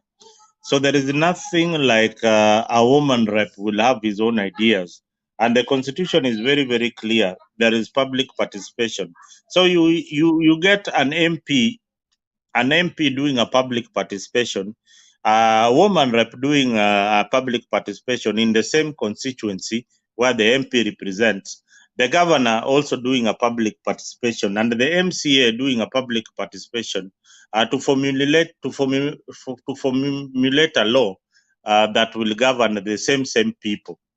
You see a senator issuing bursary, a woman rep who issuing the same bursary, MCA issuing the same bursary, county is called what, MP issuing the same bursary, and these people represent the same group of constituents. So there's a lot of duplications. And it is not defined properly by law to what extent or to what extent should an MP develop the constituency, or to what extent should an MCA or women rep, what are their roles? They are not properly defined in the constitution. I wish they were properly defined in the constitution, although they are there, but you find them going out of their way to pay school fees for our children, instead of putting a bill in parliament that offers free secondary education for our children. You see something like that. So you find like when we are growing up, Mise, I believe there's no day the MP for your area paid school fees for your father. Yeah, there's no way your dad lined up to get some check from the MP to go and pay school fees. If there was some limitation, they would do arambes and things like that, so that you can go to school. But here is a member of parliament that his role is to pay school fees, to issue bursary checks. That is not his work. That is not his work. His work is legislative. Go to parliament, make a law that will give us free education, and you stop giving checks. I call them bribes. Stop giving bribes in public in the name that you are giving them school fees. Then we gauge them by saying, this particular MP, Mise, is very, very good. He issues bursaries in time, and that is why we elected him in office. So our people are still very, very ignorant. Very ignorant. They don't know the role of a member of parliament. You elect an MP who cannot even speak a word in English, yeah, into parliament. How is he going to communicate? He only knows mother tongue. That is the reason why you find most and lastly, some of them only know Sheng. Or right now we'll elect somebody who knows Azimbu Tang, that language that is spoken in the ghetto. Yeah. So somebody like that, you elect them in parliament, and then the laws are written in English or in Kiswahili. They can't represent you. And our political leaders are insisting that we need people like that in parliament. So we have a long way to go. There are leaders who have never spoken in parliament. People like Sudi, you never heard of them. I know quite a number I have never even seen them near the microphone in parliament, apart from the day they were being sworn in. That is it. That is somebody who has failed. So we need to have a law that says that at least in 5 years you should have spoken more like 500 times in parliament, even if just saying hello to the people. Mzalendo, in their defense, in their defense, in their defense too. let me say this. If the people choose you, whether you are illiterate or not, whether you can speak English or not, that's who they chose. That's their democratic right. So it is up to that MP, because ideally, the MP, any legislation that he wants to come up with, he should go back and consult his constituency, Watuwake, to advance their interests. So even if he speaks in, their mother tongue, that I don't think that should be an issue. That's why I'm always against this mamboyati. Before you have to have a certain level of education before you. Mimi nakwambia the laws are either written in Kiswahili, they are not written in your mother tongue. That's okay. The laws are written, whatever they are going to tell you at huko mashinani, you'll have to translate it into a law. You have to prepare a bill. There is also question time. You have to interrogate the budget. The budget is not written in your mother tongue. You have to interrogate the budget. The budget is never written in your mother tongue. Lisa, you had something to say. I was about to counter. In the defense of Oscar Sudi, okay. Also we have. I didn't say. We are very arrogant. We are very arrogant members of parliament. People like Junet, who make fun of others because of their abilities. But if you look at Oscar Sudi practically, he has done very well in terms of agriculture. In terms of dairy, he has done very, very well. So which means if he's able and has been able to manage a farm such magnitude. Yes. That means he does have a sense of idea. But self-esteem can be killed by people. When you are in people who are very qualified, you have gotten somewhere, Mzalenda, and you don't know even what you want to speak, because you're in people who are either very articulate and people who know. Do you remember Kretu Murungi? Kretu Murungi, despite the fact that he's very educated, he wasn't very articulate, he wasn't very eloquent. So it doesn't mean that you have to have education. You might have wisdom vis-a-vis the acquired knowledge. But the way you put it across is what matters. Most CEOs, most executive directors don't do the job. There are people, there are brains behind them. They are just a voice that carries or speaks on behalf, and that's all they have. But again, what you're saying is not even the problem of those who have been elected. Is the people? The problem is on the electorates. They are the ones who have chosen. They know very well that this is the ability of this person, and you go ahead and elect him. And in every action, there is an equal and opposite reaction, and there are consequences. So I believe, yes, I agree with you. Laws are written in English and in black and white. It's either in English or Swahili. Those are the two official national languages. But that does not limit my son to interpret. I've taken him to school, or my wife to interpret for me what the law says or what it is. All we need to have is the courage to be able to stand the storm and turbulence in Parliament, especially when there's sharp criticism towards our abilities.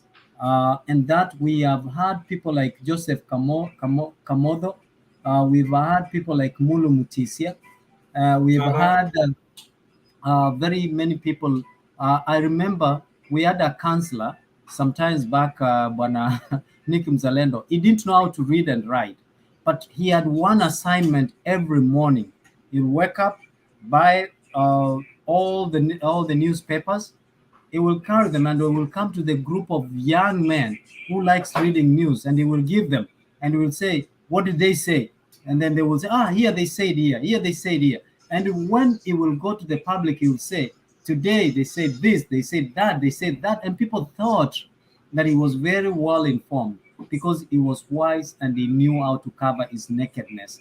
And there's another thing that you mentioned in Zalendo. I come from Nyamira, and we are actually asking a third county in the near future because we were bundled in two counties.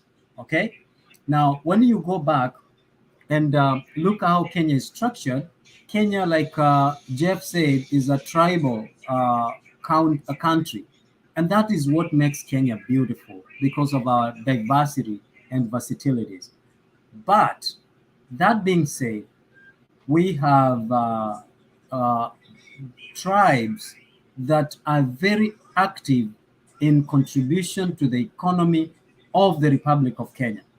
The people of Nyamira and Kisii have immensely contributed.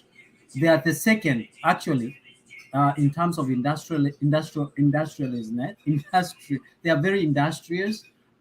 It's the Kikuyu, the Kisii, and then the others in terms of investment and generating money and all that.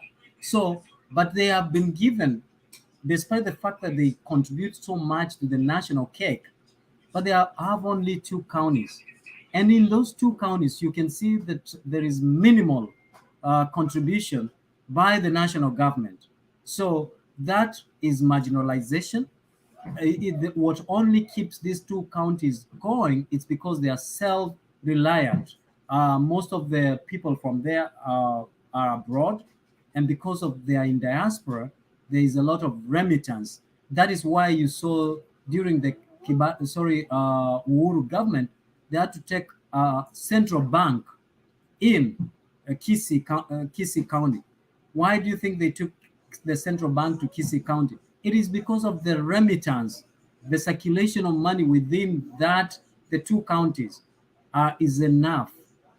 And then you can see the circulation of money. Now consider the counties that are in Nyanza, Luo Nyanza, vis-a-vis the counties that are in Kisii as a tribe. There are only two. Now consider the counties that are in Rift Valley. Consider the counties that are in Central. So that's why we are saying the decentralization of resources was meant to empower the locals at the grassroots level. And the Kisiis feel that they have not been well empowered. You can see the president, there is no industry that is there. There is no airstrip that has been taken there. There is no port or dry port that has been taken there, despite the fact that this tribe has generated a lot of income and remittances to the national economy. I think that is very important for us to note, despite the fact that we are asking proper implementation and execution of the Constitution. Thank you. Quickly before we wrap up, because we have, I just wanted to ask you this, Mise, and this is the last question. How do you think about the people who argue against expanding more counties? Because some people arguing that when we have all this, is it 47 counties? There's a lot of corruption happening in these counties. I mean, whether it's Siaya, whatever, Kiambu, whatever the case is, that why can't we limit it to just maybe 8, or let's go back to the provinces where we don't have a lot of money being sent into these counties and there's a lot of corruption among the governors and MCAs. What's your take on that argument? Instead of having all this 60 or 47 or bloated government. My take is very simple. How many states do you have in the United States? Yes, that's a good one. How many? Just answer the question. 50, but 50. Now, here's what I'm saying. Okay. Why don't we stop corruption? Why don't we invest towards making sure that everybody is held accountable in their positions? It's not rocket science to stop corruption. It's the willingness to stop corruption. Singapore has done that. China has done that. And very many other. Even here, there is corruption. But the way the corruption is carried out is slightly different. So if we stop corruption, then it means any money that we are sending out there will be used as intended. Why don't we scrap the Ethics and Anti-Corruption Commission that we are giving so much money, right? Yet they are not doing their job. Why don't we scrap the DCIO, our Director of Criminal Investigation, that we have set a lot of resources towards them, and yet they are not doing their job? Why don't we pay the police good money? Why don't we try to bring civilians, experts to work within the police department, and also educate the police and make the police be proud of the job they do, and tell them, look, for example, the other day we had an event at the park, and I told one of the park staff, help me to do some stuff. And I said, hey, look, I want to thank you. Here is $20. I want to appreciate you going. He said, you know what? I can't take cash. I said, hey, it's a gift. I'm not paying you to do anything. I'm just appreciating you to help me, to have helped me. He said, I get paid salary, or I can get away with you giving me the food, but I can't get away you collecting money from you. Okay? Corruption is a culture that we can kill, and we have the power, the resources. What we lack is the willingness to kill corruption. Things like IEBC, we talk about IEBC is inactive. IEBC is not performing as it's supposed to do. We have 4 years from now to 2027. We have the time when we can critique the areas that IEBC didn't do well. We correct it and close the loopholes, and expect by the general election, the next general election, see the changes we made. Are they effective? Did they bring any change? Did they minimize the instances of malpractice within IBC? But we are not doing that. We are not proactive. We are reactive. So if we are proactive in looking for areas where there are no changes, we will not. For example, Canada recently received an influx of refugees, and there was a housing crisis. What did the government of Canada do? The government of Canada had set money aside under disaster, emergency, and preparation and mitigation. So they realized, oh, we have an emergency. They went to that kitty, they set money aside, they resolved the issue, and they started looking forward on the issue of affordable housing in the future. What do we do instead? but I wanted to say this. The problem with Kenya also, if you start fighting corruption, for example, like you saw with the Oparanya, Matiangi, and others, once, let's say, if the EACC start doing its job and detain Oparanya in Kakamega, the former governor, you'll hear people, his people go, oh, our people are being targeted, our people are being targeted. Siaya County, you saw when there was this corruption thing going on with Oduol, you saw people were saying, this is Ruto targeting Siaya because I don't know what, and he's working with Oduol. So what I'm saying is this: maybe the problem is not just limited to as corruption or whatever the case is. It's also the nature of how parochial we are. If I go for a corrupt governor, let's say Orengo or Oparanya, the people of Siaya will stand up and start saying, we are being targeted, okay? So how do you solve that? And that's maybe the reason why they're afraid of going. Can you imagine today if, let's say, Ruto tries to arrest Kenyatta, says, okay, there's a lot of money that was lost in your administration. We are bringing you to account. You should be arrested for that. How would you think that will go in the central province? The central province will riot, and he obviously doesn't want to lose that vote, so they cannot go for the big fish. Don't you think that's the problem? That's the fear of unknown. Okay, Right. Ruto say there is no handshake. Okay, right. We have seen Raila going to the streets, and at the end of the day, that is gradually died. There is no handshake. Okay, so that kind of radical decisions is what we want. We want a leader like that who is daring, who is going to say, we are going to fight corruption.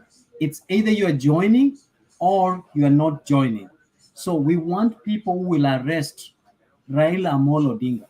We want an active Kotu. When that police officer at the Mazingira stays there and is frightened on camera by one Raila Amolo Odinga, we want the organization that defends workers to defend that police officer, because the police has been told, we are not going to allow you go there. Why should, if I'm someone to go to for an investigation, why should Raila come there? What business does he have there? That is coercion, that's intimidation. And when that comes, we should work within the framework of the law. Okay, so in the first place, we should arrest Raila. That's where the problem starts. People are afraid, up to including the president, that if we arrest Raila, there will be chaos. No, arrest him. Let there be chaos. Let us address that chaos, and we will set precedents. You know what kind of precedents that we will set? Ruto arrested Raila. No other person has ever arrested Raila. If now me as Babu Wino, I'm going to try these gimmicks, I will be arrested, and people will refrain. What we have is what is called broken window theory, where criminals continue committing crime, but they know that they cannot be charged. They cannot be because they have connection, or because they have already created fear that if they are arrested, there will be mayhem. No, let there be mayhem. Okay, let there be that kind. As long as you're convicted that you are fighting corruption and you are doing it to the core, let us empower the security agencies and fight it within the framework of the law.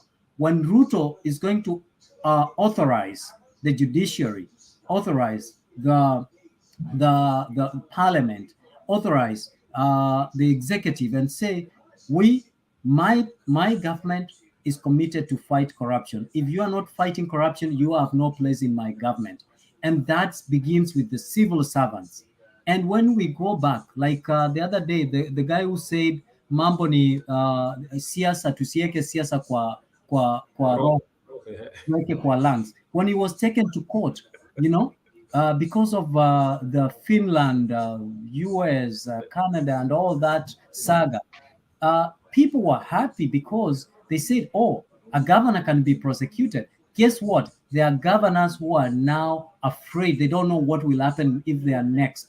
So if we take such radical decisions, we will start restoring the culture of sanity, the corruption-free environment, or zones in our country. But until then, we will still abating corruption and talking about. I am so happy that I've heard the president for the first time. He has started talking about fighting corruption.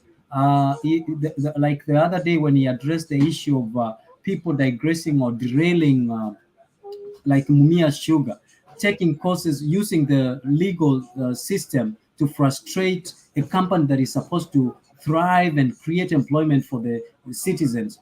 That kind of radical decision is what we want to see the president taking. And I'll tell you, the what we have now, we have avenues that leaders use to swindle funds, public funds, because like I'll tell you, some like Nyamira, we had a governor who had actually launched or commissioned drones delivering drugs Wow. to respective areas. Yes. Oh, you're freezing. All right. Mise is frozen. But anyway, ladies and gentlemen, brothers and sisters, friends, enemies, and comrades, that was our show for today. Join me every day between 2 p.m. to 3 p.m. for my YouTube live. If you haven't subscribed to my channel, my name is Kenya Revolutionary. Find me on YouTube. Like, share, comment. And I will see you then tomorrow at 2 p.m. between 2 and 3. Join the live. Thank you, everyone. Zalendo, Mise, and Jeffrey Mburu. Till tomorrow, peace and blessings.